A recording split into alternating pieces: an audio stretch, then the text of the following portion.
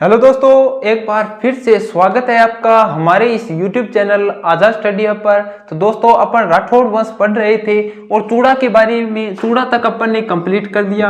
अब आज अपन बताते हैं कि राठौड़ों की जो मूल राजधानी है। समय जाया बिल्कुल नहीं करेंगे, अपन बात कंप्लीट करते हैं। अपना वंश कौन सा चल रहा था? राठौड़ वंश अपन पढ़ रहे थे। कौन सा वंश पढ़ रहे थे? राठौड़ वंश। इतनी बात क्लियर हो गई। चूड़ा के यानी राठौड़ों की जो अब राजधानी बन चुकी है, क्योंकि छोटा सा दुर्ग आ गया इनके पास है। पहली राजधानी राठौड़ों की पहली राजधानी कौन सी है? मंडोर। ठीक है। अब चूड़ा के दो पुत्र आते हैं। कौन कौन से? एक तो कान्हा और दूसरा रणमल। ठीक है। रणमल बड़ा था, कान्हा छोटा था, लेकिन चूड़ा ने क्या किया कि अपने छोटे पुत्र को बना दिया राजा। मंडोर का बना दिया राजा। रणमल यहां से आ गया मारवाड़ की ओर और मारवाड़ पर आकर अपना शासन करने लगा। यहां पर रणमल का बेटा होता है जोधा। ठीक है। जोधा फिर क्या करता है? जोधा 1453 ईस्वी की बात है। 1453 ईस्वी में यहां पर आक्रमण करता है। कहां पर? मंडोर पर। मंडोर पर आक्रमण करने के बाद मंडोर को जीत लेता है। मंडोर पर अधिकार कर लेता है, जीत लिया। अब यहां पर जीतने के बाद जोधा गद्दी पर बैठ गया। तो भाई दुर्ग छोटा है, दुर्ग छोटा था, तो इसको अब रियासत शक्तिशाली शासक था ये राठौड़ों का, वास्तविक शक्तिशाली शासक था। तो अब क्या होता है कि दुर्ग छोटा था तो इसको बड़ा दुर्ग बनाना था, क्योंकि रियासत बन चुकी है। इसने अपने नीचे सामंत प्रथा यानी सामंत प्रथा की भी शुरुआत कर दी थी। इसने सामंत प्रथा की शुरुआत। इतनी बात क्लियर होगी नहीं? अरे होगी नहीं, क्लियर होगी नहीं? ठीक है, आगे चलता हूं। तो यह बड़े दुर्ग की तलाश में निकल पड़ा। चलते चलते चलते चलते चल रहा है, चल रहा है, चल रहा है, चल रहा है। ये जोधा है। ये क्या है? जोधा है भाई। चल रहा है, चल रहा है, चलते चलते चलते चलते एक जगह पहुंचा। कौन सी जगह? एक पहाड़ी पर पहुंचता है। और उस पहाड़ी का नाम क्या है?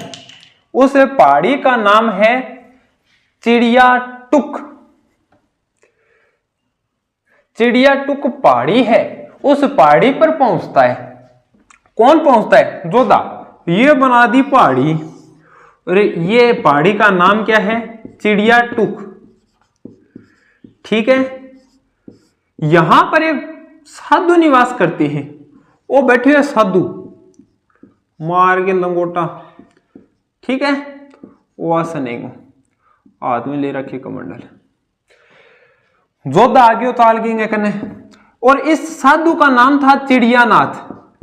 यह यहां पर तपस्या करता था, कई वर्षों से रह रहा था, तो इसी के नाम पर इस पहाड़ी का नाम पड़ गया चिड़िया टुक।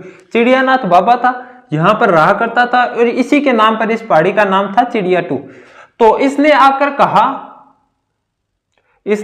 कहा कि भाई बताओ बाबा जी, मैं यहां पर दुर्ग बनाना चाहता हूं। तो ये बोला बना ले। ये बोला बना ले। तो इसने कहा कि बना तो मैं लूं, क्योंकि देखो एक बात मैं आपको बताता हूं, दुर्ग बनाने के लिए राजा को कई चीजें देखनी पड़ती है। यानी दुश्मन से अपने दुर्ग की सुरक्षा के लिए कोई जगह यानी ऊंचाई पर है तो दुश्मन को पहुंचने में थोड़ी कठिनाई होगी। जल भी होना चाहिए, यानी सभी चीजें पर यानी वातावरण के अनुकूल सभी चीजें होनी चाहिए जहां पर दुर्ग बन सके। तो वो बाबा बोले का बना ले। साधु ने कहा बना ले। तो वो बोले बना तो ल्यूं पड़े थे, काम करो के थाने तो ईश्वर की पूजा करनी है, तपस्या करनी है, तो थे कोई दूसरी जगह दे दू, थाने भी जगह जाके थे बैठ के आराम तपस्या कर दो। ओ बोले बिल्कुल नहीं, मैं तो यही पर करूंगा। जोधा बोले तो दुर्ग में आठे ही बनाऊंगा, थाने नाके जाना पड़ेगा, आपको दूसरी तरफ जाना पड़ेगा, आपको अलग जगह दिला दूंगा मैं आपको, वहां पर आप जाकर तपस्या कीजिए, दुर्ग तो सिर्फ यहीं पर बनेगा। तो बाबा को आ गया क्रोध और साधु ने जोधा को दे दिया श्राप की चल तू भी क्या याद रखेगा, नींव डाल। नींव डालती यानी यहां पर जो पानी है वो समाप्त हो जाएगा, यहां का पानी क्या हो जाएगा? समाप्त। अब क्या करे? जोधो पड़ गयो समस्या। अब क्या करें? जोधा को तो मिल गया श्राप। तो किसी ने कहा कि यहां पर करणी माता रहती है पास ही, आप करणी माता के हाथ से नींव रखवाओ, नींव पानी नहीं सूखेगा, पानी नहीं सूखेगा। तो करणी माता ने नींव रख दी। किसी ने कहा कि करणी माता के हाथ से रखवाओ, पानी नहीं सूखेगा, करणी माता ने नींव रख दी। जोधा ने दुर्ग बना दिया, यह बन गया दुर्ग। कहते हैं कि पुराने समय में परंपरा थी, कुछ मान्यताएं थी। क्या मान्यताएं थी? मान्यता यह थी कि अगर कोई व्यक्ति अपनी स्वेच्छा से दुर्ग में बलि दे दे, अपना बलिदान दे दे, तो उस दुर्ग में जो वह शासन करता है उसका शासन लंबा चलता है। तो भाई आ बात तो उसका कौन कैसी दिखी, गिच्ची पकड़ी ले आगे मार दियो। तो एक राजा राम भामी नाम का व्यक्ति था। कौन था? राजा राम भामी। तो इसने क्या किया कि स्वेच्छा से अपनी बलि दे दी। तो इस दुर्ग में सिर्फ राजा राम भामी के परिवार को एंट्री थी, परिवार को एंट्री थी दुर्ग में प्रवेश करने की, और किसी को भी दुर्ग में प्रवेश करने नहीं दिया जाता था। बात क्लियर है? आगे चलूं, ये इतनी चीजें रिपीट करवाऊं। अब अपन दुर्ग के अंदर चलते हैं। दुर्ग के अंदर जाने के बाद यहां पर एक मंदिर है। दुर्ग के अंदर मंदिर बना है नागणेची माता का, नागणेची माता का मंदिर है। यहां पर चामुंडा माता का मंदिर है। कौन सी माता का? चामुंडा माता का मंदिर। सामंत प्रथा की शुरुआत भी जोधा ने की, सामंत प्रथा की शुरुआत।